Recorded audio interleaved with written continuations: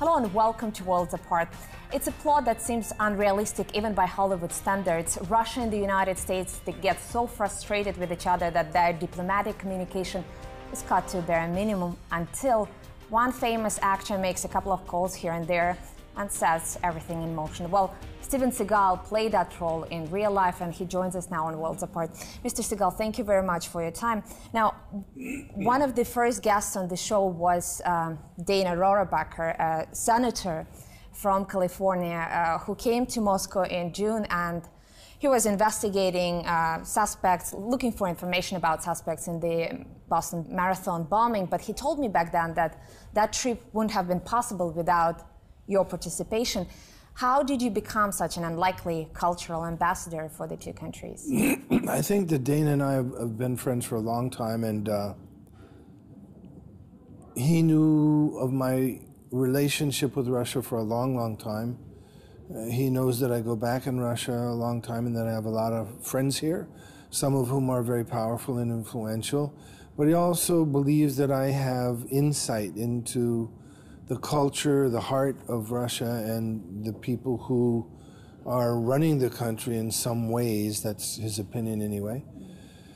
We were both concerned about not only the Boston bombings, but anti-terrorism or terrorism in general. And he asked me if I had any opinions on this, and I said, well, I believe that really FSB and Spetsnaz are some of the world's leading experts on terrorism, and I believe that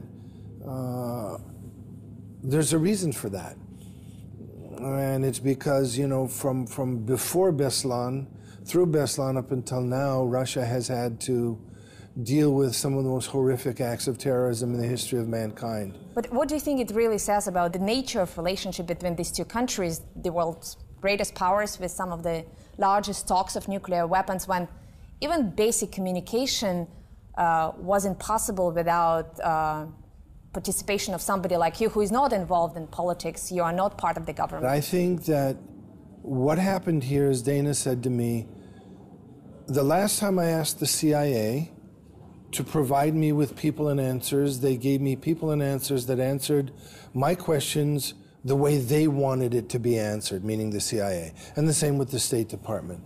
Dana knew that I knew the right people in Russia, and he knew that I would get them to tell him the truth. And we all feel, Dana and I feel, that Russia and America have never fought each other in a war. We believe that Russia and America should be best friends. And we believe that many of the people in America love Vladimir Putin. We believe that many of the people in America love Russia. We believe that many of the people in America are not going along with the hocus pocus of certain governmental bodies who want to try to perpetuate the Cold War. We believe that the Cold War is a fantasy and a hoax to perpetuate maybe some sort of financial gain here and there for certain individuals. And we think that the only way to really create world balance and world power and peace in the world is if America and Russia become brothers and best friends. And that's my mission in life, is to get better relationships between Russia and America and keep them good. Now, you mentioned that you have quite a few powerful friends in Russia, and you also mentioned Vladimir Putin's name already. It's not a secret that you know each other personally.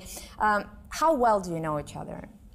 Gosh, I want to be polite and say that I probably don't know him very well. I would like to think that I know him well, but suffice it to say that I know him well enough to know that he is one of the greatest world leaders, if not the greatest world leader alive today. He cares more about Russia than anybody I know, and he's not afraid to stand up and do what needs to get done. Interesting. Now, the two of you share an affinity for martial arts. He has a black belt in judo. You have a 7th Dan black belt in Aikido. Does it mean that you would have a similar life philosophy? I mean, I'm not really sure whether or not him and I agree on everything. I'm sure we don't. I know that he has studied Eastern philosophies. The first time I went to his home, I walked in and saw a life-size statue of Kanojigoro, who is the founder of judo. So I was immediately, taken and impressed and, sort of really wanting to get to know this man deeper and deeper. He is a student of Asian philosophy, but he's also a student of, medieval, great leaders and great tacticians. He's a smart man who studies those people who have had amazing results in history. Now, I used to cover Kremlin politics, and I remember President Putin making a lot of references to judo to explain his political strategy, his political views. And when you look at his very long presence in the Russian politics, it indeed looks like a series of judo matches, because he's very patient, he has perseverance, he studies his opponents carefully, he waits out for the right moment. What do you think about this political strategy? Because some people feel that it's way too calculated. Well, first of all, the main goal in life is to win. And it is good to be calculating, it is good to be patient, it's good to be able to wait for the right timing, because timing is everything. I was raised in Asia, I was raised studying tactics, and I think that this makes him the great politician he is. I think in this recent debacle where, President of the United States, wanted to bomb Syria, I think the whole world saw who was the senior statesman, more diplomatic, more intelligent, and more caring about, the human dilemma.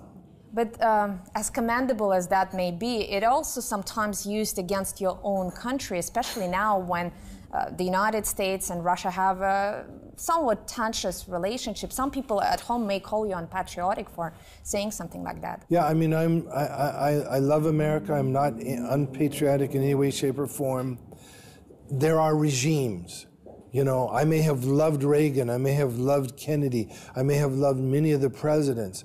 But right now, the regime that we have, myself, Congressman Rohrabacher, many of the Republican Party, we don't agree with a lot of things that President Obama is doing. I didn't agree with bombing Syria, and that's all I'm saying. You got a lot of sneering and negative press for your engagements here in Russia, especially for your public appearances with Putin, even though they weren't explicitly political. You were just supporting sports and trying to engage young people in martial arts. But why do you think Western press is so critical of the ties between the two of you?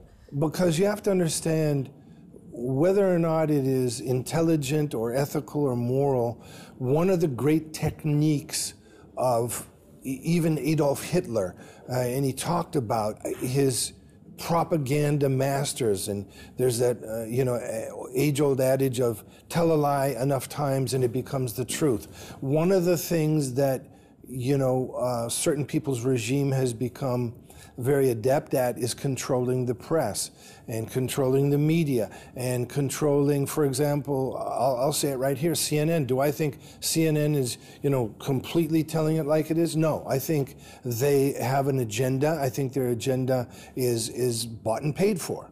That's what I think. And so, I'm seeing CNN constantly slamming Putin, and in some ways they don't even say not only the facts, but they come out and say complete lies. And I will stand up to their face and say that. And so this isn't about who's telling the truth, who's right or who's wrong. It's about a smear campaign and who can manipulate the press. Now, I think you took even more heat for your public appearances with another Russian leader, and that is Ramzan Kadyrov, the president of Chechnya. And he's, of course, a controversial figure, not just in the West, but also here in Russia. What do you see in him? Okay, I have said this over and over and over and over and over again. If he gets indicted, if somebody makes, legal and official charges against him, I want to know about it right away.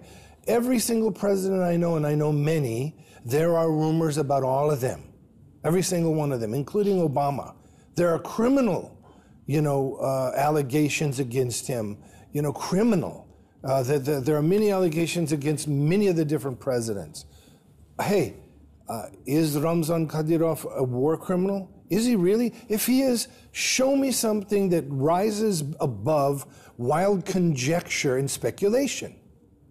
Okay? Show me something that is proof that he really committed war crimes or did anything that you know, is criminal. When I got together with Congress in an official congressional delegation, we talked about Ramzan, we talked about Chechnya, and I said, guys, give me what you have.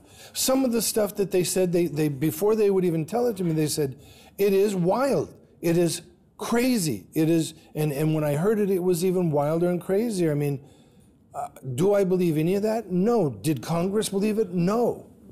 Now, when you mention Chechnya to average Americans, they immediately think of war, destruction, probably human rights abuses, and you've been there in Chechnya. I'm sure you had some preconceptions before your visit. What struck you about that region of Russia? I mean, the way I looked at it was that there may have been a time when Ramzan was fighting against Russia. I'm told there was. Is that true? Absolutely, yeah, okay. There was. And he was fighting for what he considered to be his country and his people.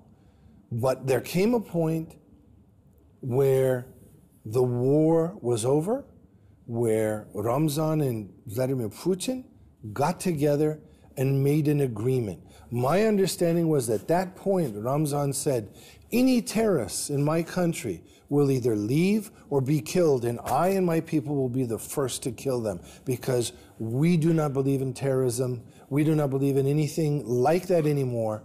So keeping that in mind, you know, we have to understand that life changes as regimes change, even in America, and even in big, you know, first world, you know, countries. Life, politics, the way people think, the way people do things completely change. I thought that Ramzan was a great example of how it should be, where at one time somebody's somebody's enemy and they become our friends and they become our allies. And if you look at Grozny, which was leveled, was it 7, 8 years ago? Yeah.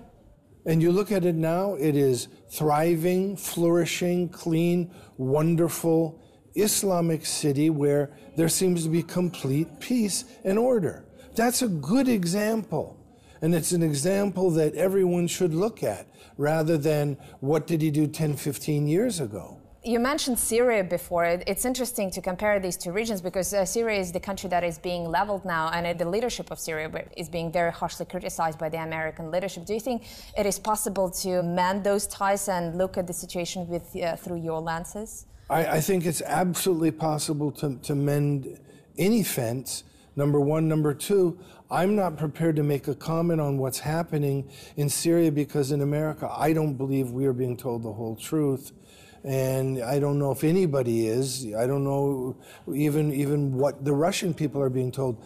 I feel completely confused by the information that I'm getting. I mean, one minute it seems as though you have terrorists, and the same terrorists, and I'm calling them terrorists on purpose, the same terrorists were in Libya, then you know, those same guys were then in Cairo, and then those same guys are now in Syria calling themselves Syrian. It's a little bit mysterious to me. Now, you seem to have a very cosmopolitan and open-minded, at least, view of the world, and maybe that's due to your experience, due to your current engagements, but while you seem to be accepting and tolerant of cultural differences, does it ever come into conflict with your sense of justice and morality? Because it's very much in the American ethos to spread the American values around the world, and you don't seem to be doing that very explicitly. I don't believe in that at all. I don't believe in, you know, spreading American ethos anywhere. I think that all people should believe in their own religious beliefs, their own culture, their own traditions, and they have a right to believe in that. And I don't try to impose any of my own feelings or views on anybody for anything. Now, we have to take a short break now, but when we come back, he often played law enforcement officers on the big screen, but what made Steven Seagal give 20 years to police service in real life? That's coming up in a few moments on Worlds Apart.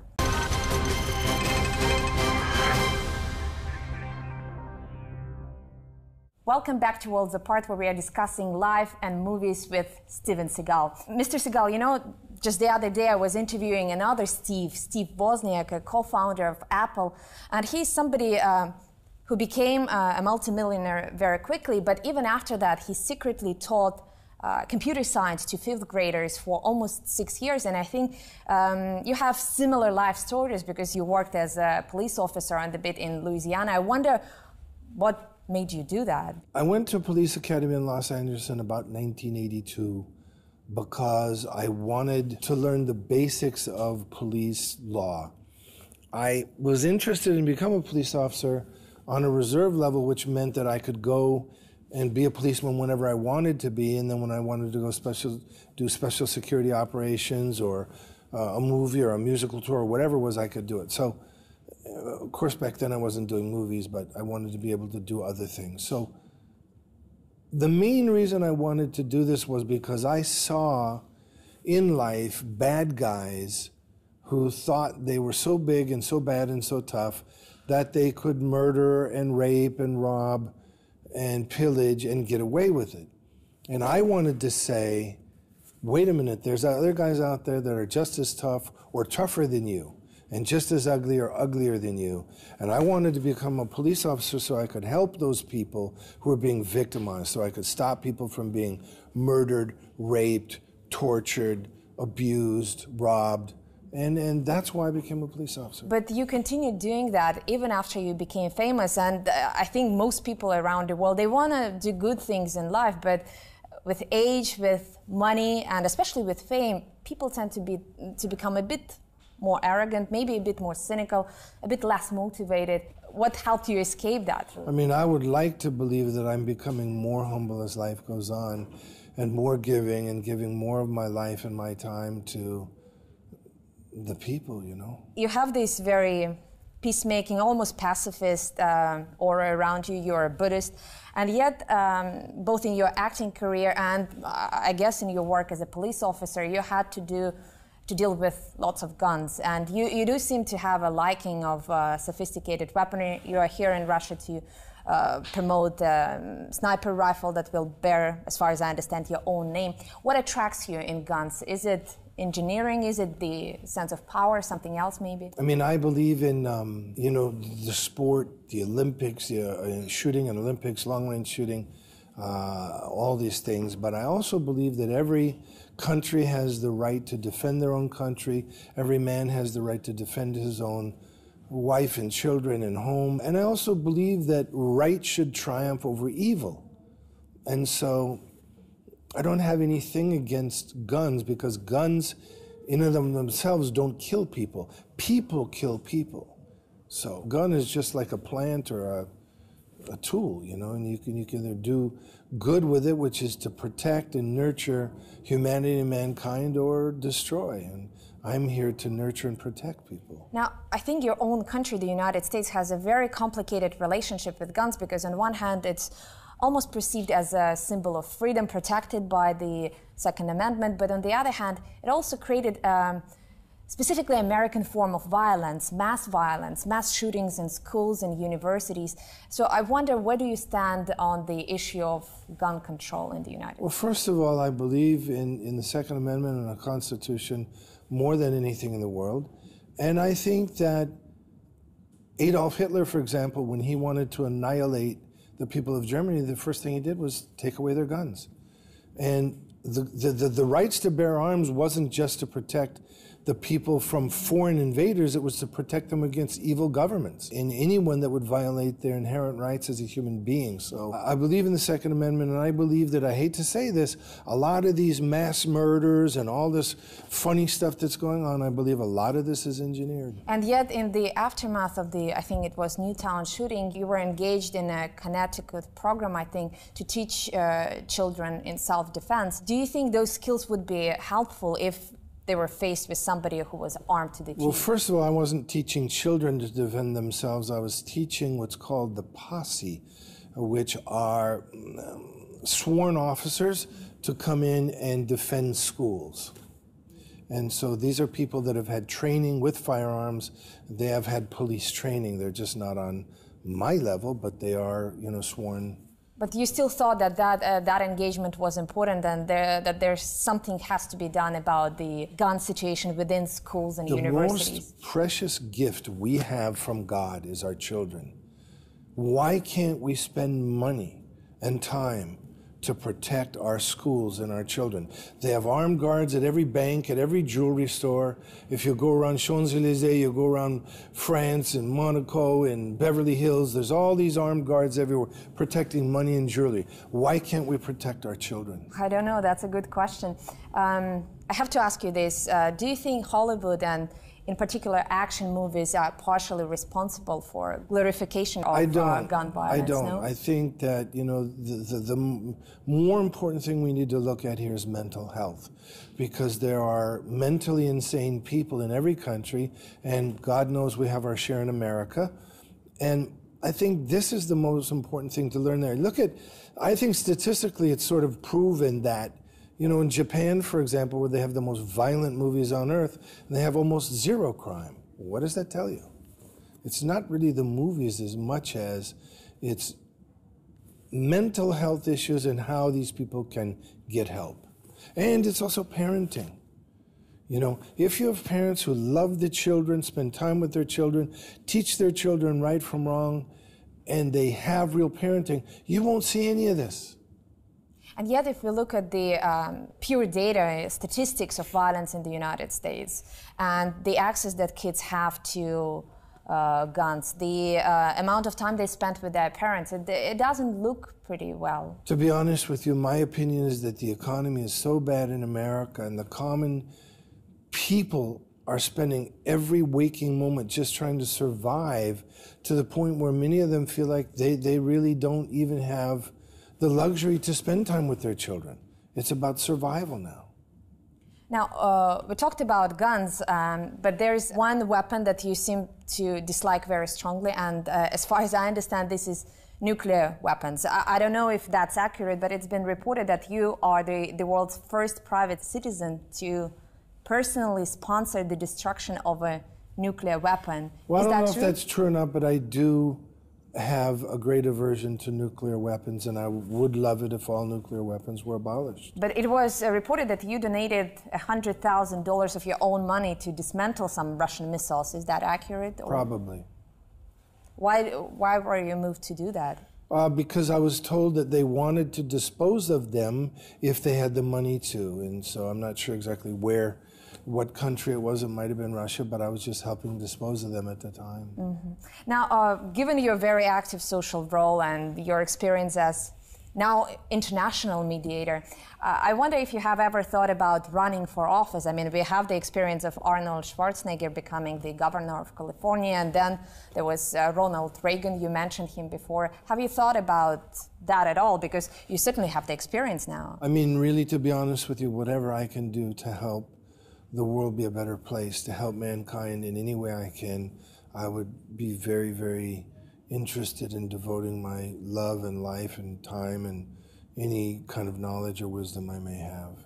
But not in the political office. I mean, you know, if I thought that I could really help people, I would consider it, although in general, politics are not something that I think are the best, you know, kind of avenue for me to get things done. But your views seem to be on the Republican side, right? I mean, yes, yes. You're obviously a Hollywood star, but in some of your interviews you were quite critical of the Hollywood culture, and you sought to distance yourself from Hollywood, from California in real life. Why is that? I mean, I don't want to say anything that is critical or badmouth my quote-unquote colleagues, even though I don't really look at them as colleagues.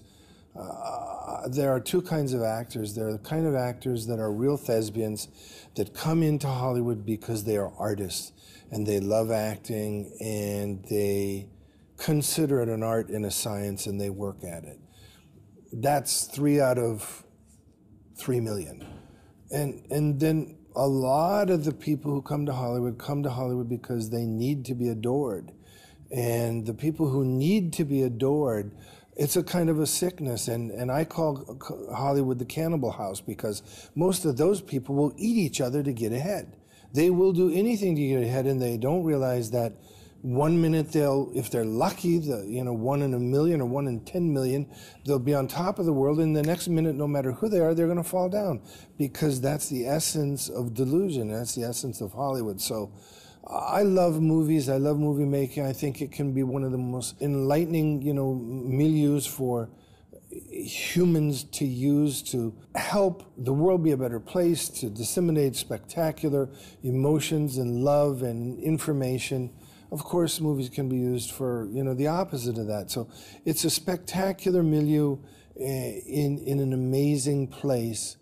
And there are many great, great people in Hollywood, not just actors, directors, producers, but there's also, the allure of those folks that came there for the wrong reasons and stay there for the wrong reasons. Steven Seagal, thank you very much for your time. And if you like the show, please join us again, same place, same time, here on Worlds Apart.